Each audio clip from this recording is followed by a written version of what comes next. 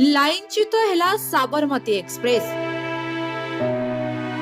22 T coach शनिवार भोर उत्तर प्रदेश कानपुर निकट रे लाइनच्युत होइछि जहाद्वारा यात्री मानक मध्यरे भयर आतंक सृष्टि होइछि। भीमसेन निकट रे ट्रेन टी कानपुर छाड़िबार किछि समय परे एभଳି बड़ दुर्घटना घटी जाइछि।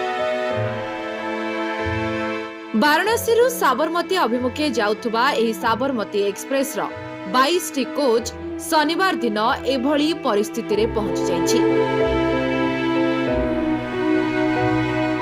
दुर्घटना हेतु सेही मार्ग रे अनेक ट्रेन बातिल मध्य होई जाइछि।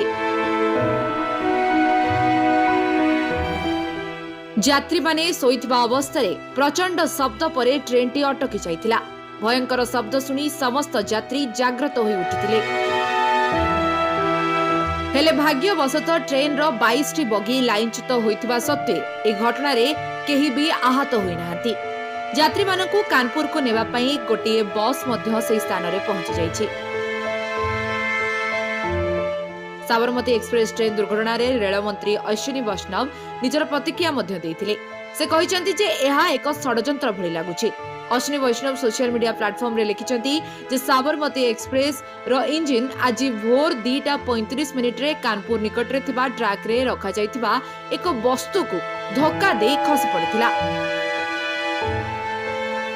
तीक्ष्ण आघात चिन्ह देखिबाको मध्य मिलिथिला। एहार प्रमाण संरक्षित मध्य करा जाइछि।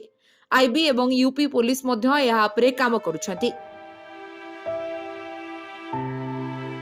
ए दुर्घटना रे कोनोसी यात्री किबा कर्मचारी आहत होइनांती जहाकी सबुठार बड़ कथा। यात्री माने अहमदाबाद रु अधिक यात्रा करिबा पई ट्रेन व्यवस्था मध्य करा जाउछि। भारतीय रेलवे रु मिलितिबा सूचना अनुसार train number 19168 Sabarmati express Kanpur एवं भीमसेन स्टेशन मध्य रे ट्रेन एक पत्थर सह माड़ होइतिला जहा फल रे एते जोरे शब्द होइतिला एवं लोक माने डरी जाइथिले।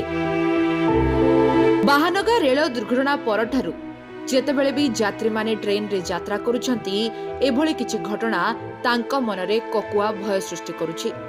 समस्तंकु लागुछि केबे ना केबे एभଳି जदि शब्द घटिबो ताहाले हुए तो आम जीवन विपद रे पड़ी पारे।